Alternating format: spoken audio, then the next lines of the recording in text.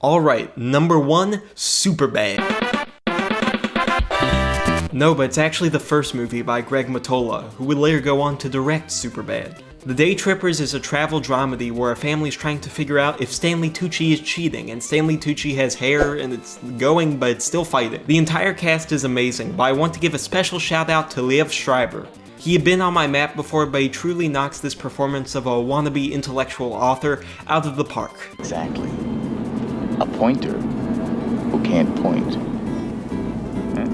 Anytime he is talking, I am laughing, but it never feels like he betrays the character by acting over the top for a quick laugh. It is as sincere and endearing as it is funny. While it's not exactly the same, I have a feeling that anyone who's a fan of Noah Baumbach's comedic tendencies should give this one a shot. It has that warm, melancholy kind of vibe. Also, for any White Lotus fans, if you want to see a young Lorazepam, Parker Posey is in this and is lovely as always.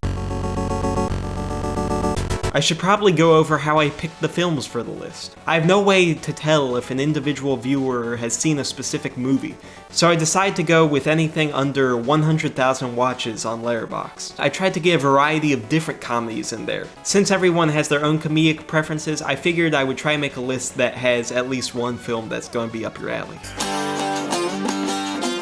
This next one is the most structurally revolutionary film to come out in the 21st century.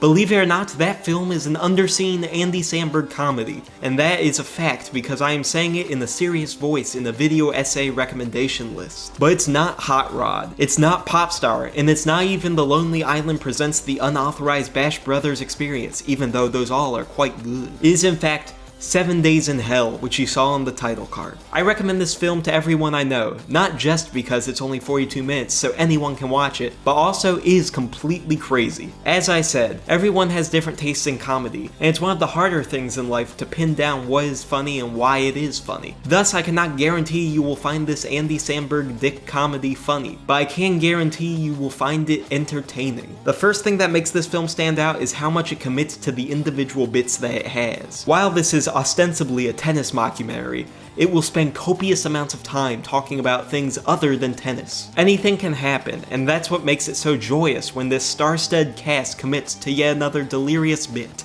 This is far from the first random comedy though. I mean, Andy Samberg's whole career is practically built on this stuff. What makes it stand out to me is its unrelenting commitment to the bit at large. Because while it does all of these tangents, and everything that occurs is completely bananas, it never abandons the energy of an HBO documentary about tennis. All of these crazy shenanigans are put into an extremely accurate emulation of a sports documentary that acts like you should already know about the event that occurred, and they are just providing details about that already famous occurrence. That is what makes it great.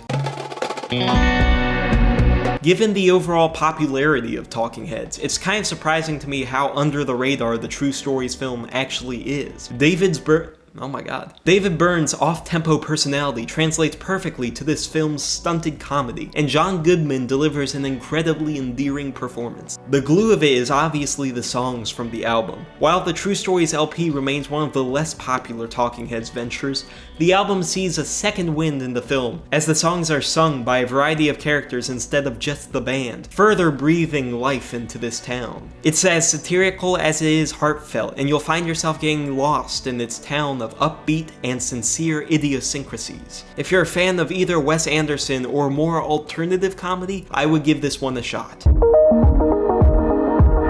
I'm not sure if I'm allowed to show any of this on YouTube, so I'm just gonna slowly stretch images of its writer-director Spike Lee on screen whenever I would show a clip of the movie. Spike Lee, better known for his films such as Do the Right Thing and She Hate Me, delivers a searing satire that American Fiction was definitely taking notes of. However, unlike American Fiction, which is a relatively accessible watch for the average moviegoer, Spike Lee was going full speed ahead, depicting the accidental success of a 21st century minstrel show. After you watch a certain amount of media, it can feel like you're not really emotionally feeling anything, but rather just examining it. Bamboozled is determined that you will not be in this mode of thinking while you're watching it. For all the movies that have been dubbed a cinematic scream about fill in the blank issue, this is the only film that has a scream that is blood-curdling. Also, it's very funny. I feel like I've not talked about that much in this section of the video, but this comedy movie that I'm recommending is indeed a humorous outing that will have you laughing. Another comedy film that aims to be shocking, albeit through different means and for very different reasons, is The Toxic Avenger from the 80s, which actually has a remake coming out with Elijah Wood, which is interesting. If you're someone who needs any sort of trigger warnings, this is not for you. And I'm not saying that in a you can't say anything washed up comic kind of way, because that's stupid. I'm saying it in a, like, this movie touches upon every single sensitive subject with intentionally horrible taste, so be warned kind of way. It edits obscene gags together at such a rapid pace that if you're locked into this cinematic roller coaster, it will launch you right off the tracks and straight into a toxic waste dump. It is the epitome of bad taste, which is one of the highest compliments I can give a piece of art. Your mileage will definitely vary with this depending on your preferences, as it's essentially trying to be as obnoxious as possible. But if it's your thing, it will really be your thing. Additionally, if any of this sounds interesting, I also recommend checking out the works of Frank Henenlotter, such as Frankenhooker. Let's take a journey in animation land and talk about Bill Plympton's I Married a Strange Person. Animation is a comedy goldmine that very few directors in the film industry have even begun to tap. Similar to The Toxic Avenger, I Married a Strange Person is a complete onslaught of intentionally lowbrow bits that completely overstimulate you. However, unlike The Toxic Avenger, I was just kinda going like, whoa, the entire time. It's a masterclass in doing a lot with a little. The drawings are typically rather simplistic and limited in quantity, but what drawings are there are precisely tuned to convey information and jokes. It's the kind of movie that feels like a fever dream right after you watched it, because it's at such a bizarre and rapid wavelength that at a certain point your brain just rejects it kind of entirely. This is praise, by the way.